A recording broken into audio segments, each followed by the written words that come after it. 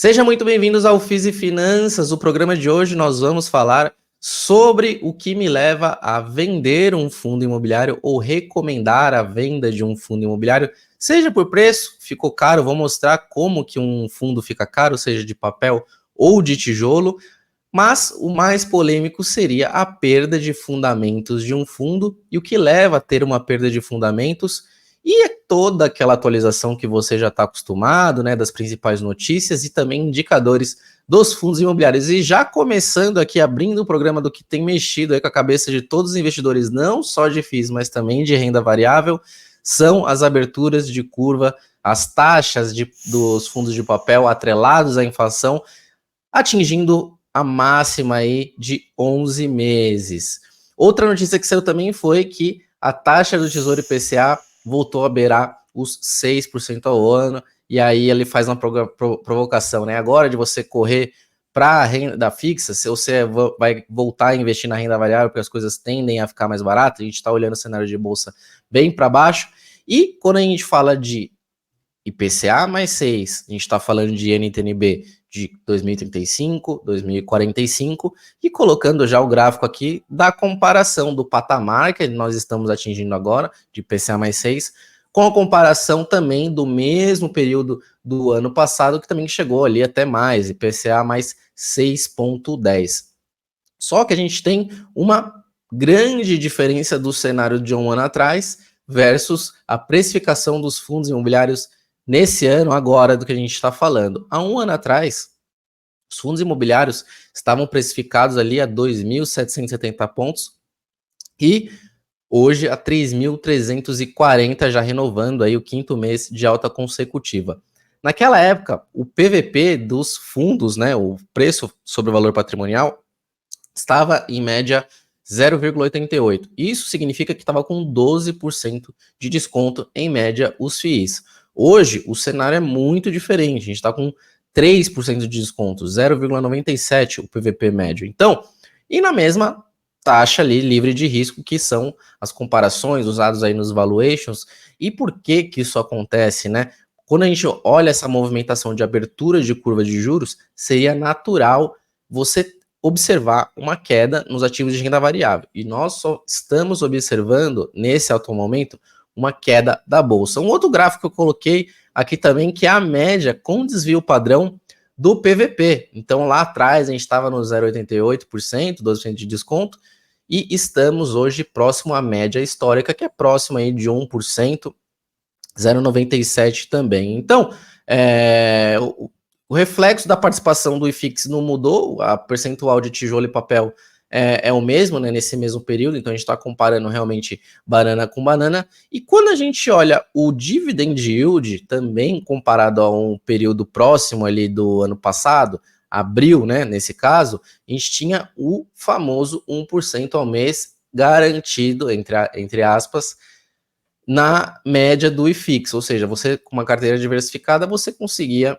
investir em FIIs e ter um rendimento médio de 1% ao mês, que daria 12, né, 12,2 daquela época, 12,2% ao ano. E quando a gente olha hoje, caiu bastante, porque os fundos valorizaram, então hoje a gente tem um dividend yield médio de 10,8. Lembrando que naquela época, se a gente olhar fundo de papel também aí, tá na imagem, estavam pagando ali o fundo de papel quase 15% ao ano. E hoje tá quase perdendo a faixa ali dos 12%, sempre fica rondando em 12, 11,9%. E, claro, essa imagem aí é uma amostra grátis do nosso relatório e eu arrisco aqui dizer que é sim o mais completo do mercado, dados da indústria como um todo, né, nível de que a gente detalha sobre mercado imobiliário, não só, né, nos indicadores mais tradicionais, e eu tenho certeza que nesse nível de detalhe que a gente chega, nenhum outro research entrega, e eu encho a boca para falar, tenho bastante orgulho. Mas modéstia à parte, voltando aqui para a nossa análise, mesmo período do ano passado, então a gente tinha ali 1% ao mês de yield, e que os FIIs estavam pagando na média, e quando a gente olha o PVP, né, quando a gente coloca o preço sobre o valor patrimonial, naquela época, em abril, estava 0,88, mas em maio já pulou para 0,92, olhando aí na tela, e agora a gente está num PVP médio de 0,97 com a referência já de abril. Então, um cenário bem distinto de desconto. Nós tínhamos muito desconto, muito yield daquela época. A gente já tinha esse cenário de redução de Selic à vista. Essa redução aconteceu e parece que, pelo que está dado, vai continuar caindo a Selic. Minha visão aqui também, o que está segurando essa não queda do IFIX é essa continuidade de redução na taxa básica de juros. Mas falando aqui, olhando todo esse cenário, né, de mais aversão a risco que nós temos hoje, que é dado, não é sustentável a precificação dos fundos imobiliários com taxas de IPCA mais 6, 6,5 no longo prazo, não é sustentável você ter esse risco da renda variável, por mais que você tenha um spread aí, que eu vou falar também de spread, teve dúvida de spread no último vídeo, eu vou esclarecer uma dúvida de spread, mas a primeira coisa que você se pergunta, dado esse cenário todo, o que faz eu tomar uma decisão de recomendação de venda ou não? Primeiro de tudo, vamos olhar preço, é o que mais importa, é o primeiro fator que eu vou colocar aqui. Em todos os investimentos, o preço é o primeiro que você vai olhar. E quando a gente estava falando aqui de fundo de CRI, né? Vou dar um exemplo de fundo de CRI. Quando a gente coloca, vou até colocar esse exemplo aqui foi da última mudança que nós fizemos na nossa carteira. A gente tinha lá na carteira o fundo A com uma taxa dos CRs com marcação a mercado, ou seja, com precificação da cota, qual que seria aquela tira de retorno tirando a taxa de administração. Então, no FIA que a gente recomendou há um ano atrás, que a gente não tinha tirado até então, está com uma taxa de marcação a mercado de IPCA mais 7 e com PVP igual a 1,01. Com risco, né, é um high grade, nota 4 na nossa visão, em termos de risco. A gente tem um range de 1 a 5. Gestão, foi feita a validação, está ok. Valorização dentro da carteira, 20% nós temos já realizado de rendimentos mais valorização da cota, dada a nossa recomendação há um ano e pouquinho atrás, e valorização para o nosso preço-alvo de 4%. Nós fizemos a troca para o fundo B, que tem uma taxa atual já líquida de taxa de administração de IPCA mais 9, com PVP de 0,96. E como o risco é muito parecido, essa taxa aí deve se comprimir da marcação a mercado à medida que o fundo valorize no mercado secundário. Calma, respira agora, se você não entendeu nada, eu vou repassar com você. Essa valorização, se você compra um fundo no mercado secundário mais caro, você vai receber, em relação à taxa média dessa carteira, um dividendo menor se você paga mais caro. Isso para todos os fundos, não só os fundos de CR. Segunda análise, risco, A e B também são high grades, né? Eu não estou comparando banana com maçã. Em termos de risco de crédito, as duas carteiras são muito boas. Gestão, também olhamos track record, temos o acompanhamento junto, e valorização da carteira a gente colocou agora, né? Não existe, porque fizemos a virada no dia 5. Valorização preço-alvo de 8%, justamente porque a gente tem esse desconto no VP. Então, o que é importante lembrar aqui, que não é porque um fundo atingiu o seu preço-alvo, que ele não atingiu o preço-alvo, que eu vou recomendar a venda. Não atingiu, nós recomendamos a venda e fizemos com a maior tranquilidade isso mesmo, sem atingir o preço que a gente chama de preço-alvo. Então a gente observa uma melhor relação risco-retorno versus dois pares de mercado. Para tijolo, segue o mesmo racional, só que aí são avaliados outros fatores, como localização, quantidade de ativos, liquidez no mercado secundário, também gestão, valuation desses ativos versus possível upside. Então, é uma análise um pouco mais complexa, porque leva em conta alguma sensibilidade qualitativa e também, claro, os dados quantitativos. E o segundo ponto, que é o tema mais polêmico, é a quebra de fundamentos. Dentro da carteira dos fundos imobiliários, nós só tivemos uma vez que isso aconteceu, desse pouco tempo que a gente tem, 1 ano e meio, né, mais ou menos, de carteira, e a gente teve um cenário ali que teve um fundo que nós recomendamos, e esse fundo veio com uma emissão 20% abaixo do VP, emissão aí que obrigou os cotistas a participarem, pelo risco de diluição, e aí teve uma alavancagem atrelada a essa compra, uma compra do mesmo ativo que já tinha no fundo, ou seja, não teve aquela diversificação, no preço até que ok, mas na nossa visão, essa emissão abaixo do VP, com a justificativa dessa compra conflitada, né, daquela época teve inclusive aprovação, mas na nossa visão teve essa quebra de fundamentos por conta da emissão ser muito abaixo do valor patrimonial e atrelada aí a essa alavancagem.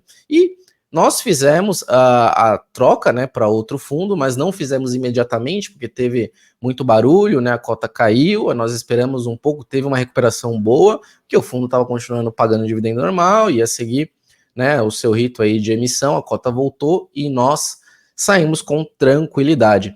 E isso não acontece só com research, só com analistas, acontece nos FIIs também, e eu vou mostrar para você um FOF que fez duras críticas a um fundo imobiliário que eles investiram lá no ano passado, uma parte bem relevante do PL, e pela quebra de fundamentos, e o fundo aqui eu já vou falar que foi o HGFF, para quem não conhece é um FOF da Reding Grifo, fez a venda total do investimento que eles haviam feito, que foi o BROF 11, e para quem não sabe o BROF, fundo gerido pela BR Properties também, falavam muito da época que era o fundo de desova da SA, mas a CSHG viu essa tese descontada há um ano atrás, no mercado secundário, fez toda a tese de compra do fundo, por que nós estamos comprando, etc e tal, comprou, e para você ter uma ideia, o fundo mudou os fundamentos, porque teve até entrevista com o gestor na época falando que ele não ia de maneira nenhuma, a estratégia do fundo era alavancar,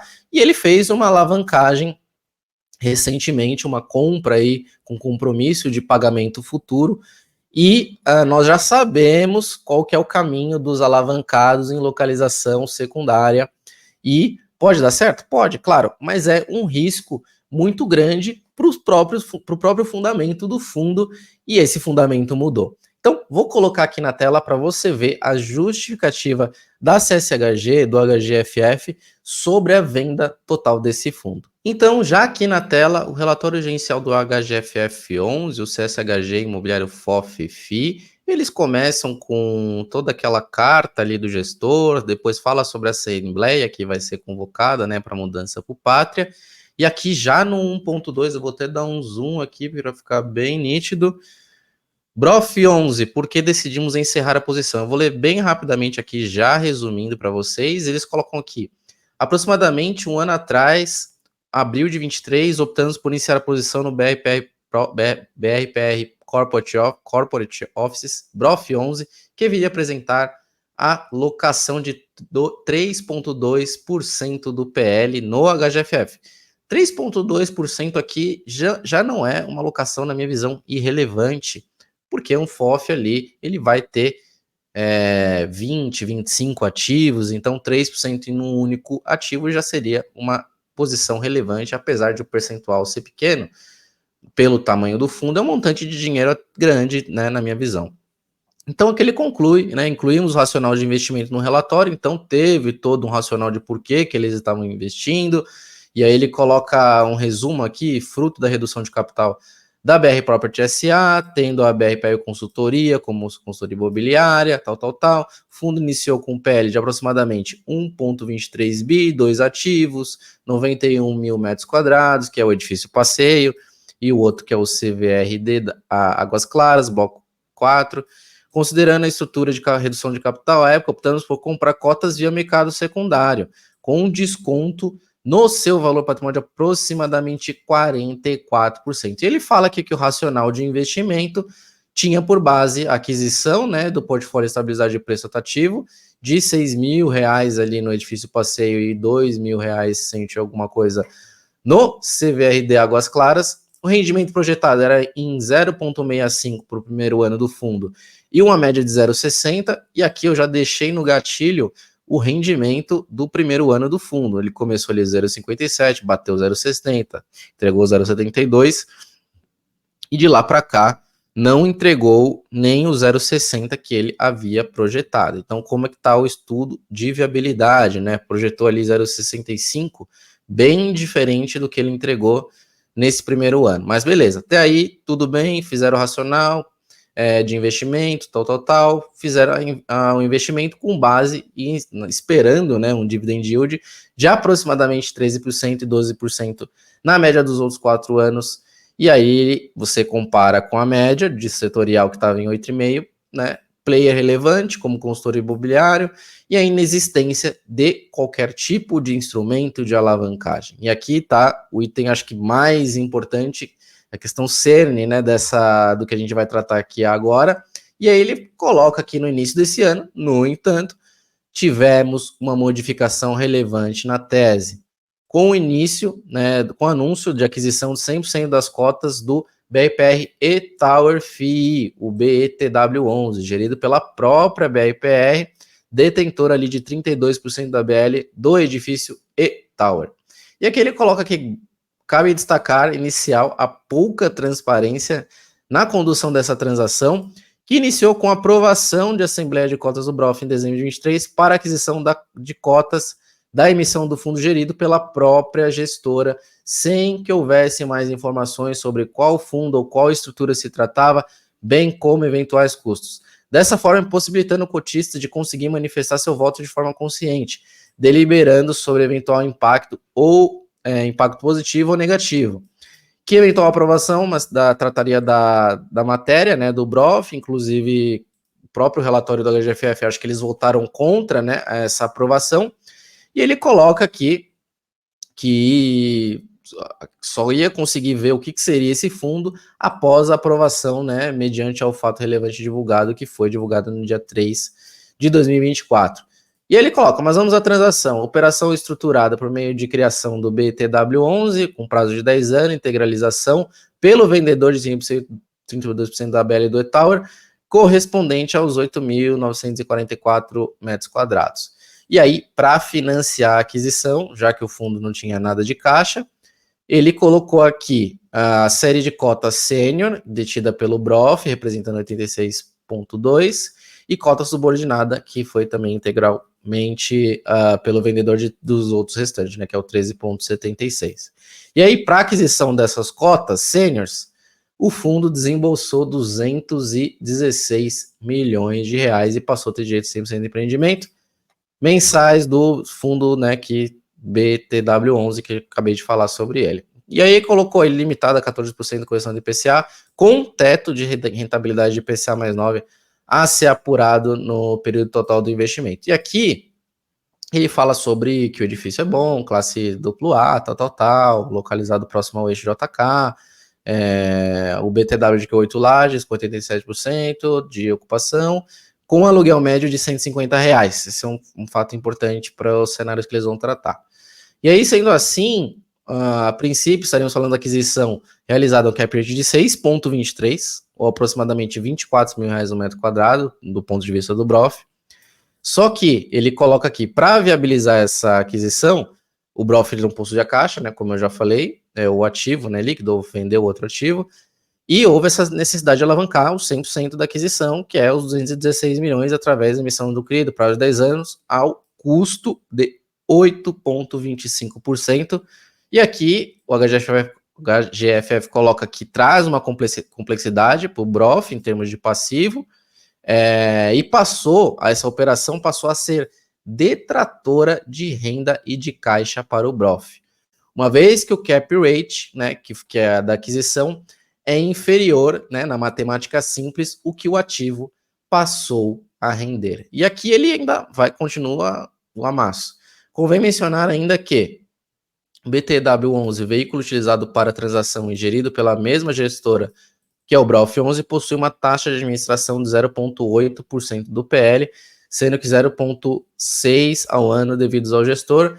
Ainda é devido a uma taxa de performance, sendo equivalente a 20% de rendimento bruto, né, do que você deu IPCA mais 9, ou seja, com base no valor de locação e ocupação atual do BROF, como cotista do BTW, recebe uma remuneração de apenas 5,31% de yield do BTW11, pois carrega um passivo remunerado a 8,5%. E aqui eles colocam que não entraram no detalhe de remuneração dupla cobrada tanto no BROF quanto no BETW11.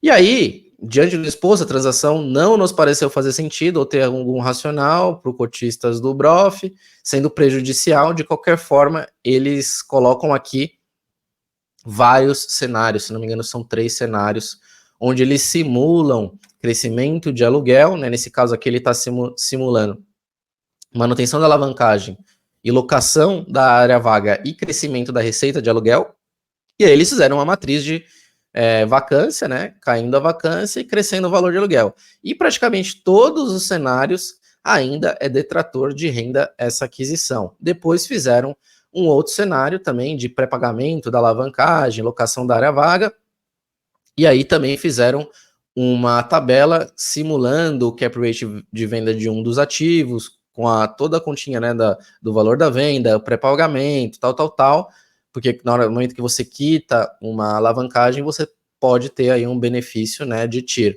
E aí, assim, mesmo nesse cenário, eles concluem que não seria o caminho a ser ideal a ser percebido pelo gestor, o que me leva ao último cenário. Traçaram também um terceiro cenário de venda do próprio ativo, do E-Tower, e rentabilidade de IPCA mais 9 ao BROF. Aqui eles fizeram a conta e mesmo assim, após explorarmos todos os cenários escritos acima, como vimos, a transação não traz benefício ao cotista do BROF, muito pelo contrário, entendemos que a visão do gestor que procurou adquirir o ativo de alta qualidade a um preço metro quadrado competitivo. Ok, tipo, o ativo é bom, o preço é meio que ok, mas só que o instrumento financeiro para você fazer isso não é o ideal, através da estrutura de alavancagem prejudicial e detratora de renda de além da situação de conflito de interesse, que é o nosso ver detratora de valor, ainda que o processo de ocupação da área remanescente de revisão dos aluguéis seja um sucesso, em raros cenários isso refletiria em ganhos do BROF no cenário 1 e 2, mesmo no cenário de alienação do E-Tower no cenário 3, tal, isso vai ter algum benefício aí para o cotista. E aí, ele coloca que, só para concluir aqui já de maneira mais sucinta, sendo assim, respeitamos a decisão tomada pela equipe de gestão, ainda que tenha nos decepcionados. Isso acontece, você vai investir no fundo imobiliário, você estuda a tese, conversa com o gestor vai lá em live, fala que vai fazer X e acaba fazendo, isso acontece. As pessoas mudam de opinião, elas veem outras oportunidades, isso acontece na sua vida também, você deve ter mudado de opinião, mudado o direcionamento da sua vida aí no meio do caminho dela em alguma hora, e só que para Red Grifo não foi um benefício para eles, e eles fizeram um baita esclarecimento sobre essa venda. A expectativa do cenário que tínhamos para esse fundo, conforme o relatório de abril, não se concretizou e as decisões tomadas, ao nosso ver, não estão alinhadas com os interesses dos cotistas, nem da Red Grifo. Portanto, optamos por encerrar integralmente nossa posição do ativo com o retorno do período de mais 6% aí, 0,44 ao ano, que é um retorno bem ruim, pensando aí em um ano, né? Você teve fundo de lajes tendo retorno de 40% nesse mesmo período. Então, foi uma má escolha dos gestores do HGFF. Os gestores, por melhor que seja, o analista, por melhor que ele seja, ele também erra. E qual a conclusão que você vai tirar disso? O BROF 11, por exemplo, se tornou o pior fundo do mundo com isso? Não, claro que não. Apenas mudaram os fundamentos pelos quais alguns investidores ou alguns gestores estão investindo, não concordou com esse novo movimento e tomou um caminho aí que vai ser muito mais desafiador e realizou essa venda também e encerrou essa posição. Então, quando existe uma mudança de fundamento, isso também pode ser, eu estou falando de mudança de fundamento por conta de gestão, mas também existe a mudança de fundamento por questões mercadológicas. E o que é questão mercadológica? Vou dar só um exemplo aqui. Você tem um shopping center que você olha a tese de investimento desse shopping, fala que é maravilhosa. Quando você vai fazer um investimento, ele não tem concorrência, ele tem um metro quadrado competitivo, ele tem uma vacância baixa. Só que durante o período que você investiu, surge uma nova concorrência num raio também, num shopping um pouco melhor que o seu fundo, E aqui é só uma suposição, porque hoje nós temos sim alguns fundos de shoppings com concentração, né, em alguns ativos, até mesmo que shopping é muito caro, então para o fundo ter muitos shoppings, uma participação relevante, ele tem que ser muito grande, então por isso que eu estou dando o exemplo de shopping. Então a concorrência vai aumentar muito, pode ser que a vacância desse seu ativo do fundo aumente essa vacância, né, a ocupação caia, e com isso você pode ter uma mudança de fundamento mercadológica por conta de concorrência. Então, não é só por conta de gestão, também pode ser por questões de mercado. E para finalizar, o vídeo de hoje eu vou esclarecer uma dúvida que foi deixada ali nos comentários. Então, se você tem dúvidas, deixa aqui nos seus comentários. E se você chegou até aqui, eu já mereço o seu like, deixa aí o joinha e, claro, se inscreva no canal para a gente alcançar cada vez mais pessoas. Então vamos logo para a dúvida do José Eduardo. Danilo, espero que melhore em breve. Eu tô melhorando, mas vocês já viram que tá bem ruim ainda, né? Aqui vai uma dúvida. Quando você mostra o gráfico de yield do IFIX versus NTNB 2035, que demonstra um spread de 447 bips em favor do yield do IFIX. Penso que a comparação não é justa, porque a curva NTNB 2035 mostra o juro sem o IPCA e a curva do yield embute a inflação para os fundos de papel. De modo que se eu subtrair a inflação do período, eu chegarei em um valor menor e próximo da curva NTNB 2035. Meu raciocínio está errado? Resposta, seu raciocínio, ele não está errado. Eu também já pensei sobre isso e minha conclusão foi continuar utilizando a B versus o IFIX. O porquê? O IFIX hoje é composto por uma carteira aí de 50%, se a gente tirar os FOFs, né, vai ficar 50% papel e 50% tijolo. Eu sei que é 40-60, né, 40 papel, mas você tira o FOF, tira os outros segmentos e deixa só papel e tijolo, a gente teria uma relação de 50-50. Já há um bom tempo a gente está bem próximo dessa relação. E nas carteiras recomendadas, nas minhas carteiras do Clube FI, tem uma relação muito próxima disso, de 60-40, de 45-55.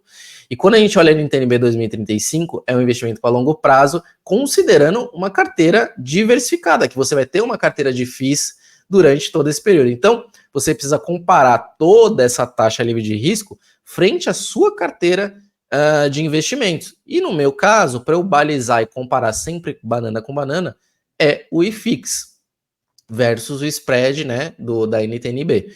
Então, a não ser que você esteja investindo em um fundo de tijolo ou uma carteira inteira de fundo de tijolo, não faz sentido usar o spread da B versus somente o yield do tijolo.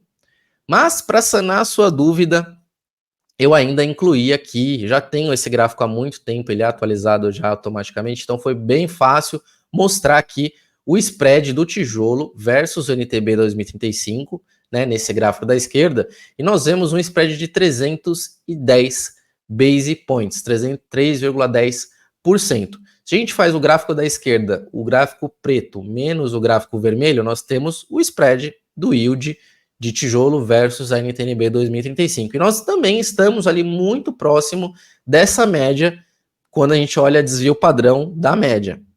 Então a gente está ali muito próximo dos 3%, que é a média, né, histórica, olhando desde o início do IFIX. Então, se a gente considerar que hoje a gente tem aí 310 bips, que resulta em 3,10%, a conta hoje do yield do IFIX versus a NTNB versus o yield do IFIX versus o tijolo tem uma diferença aí de 1,1%, 1,2% de prêmio em comparação ao que é yield IFIX versus yield de tijolo versus o prêmio da NTNB. Então, o yield do tijolo ele é 1%, 1,2% menor que o yield do IFIX e ainda assim você tem um prêmio de 3% sobre a B longa, que é, na minha visão, ainda bastante atrativo. Então, espero que eu tenha aí esclarecido a sua dúvida, inclusive com dados, e esse foi o FIIs e Finanças. Um grande abraço, deixe o seu like e tchau, tchau.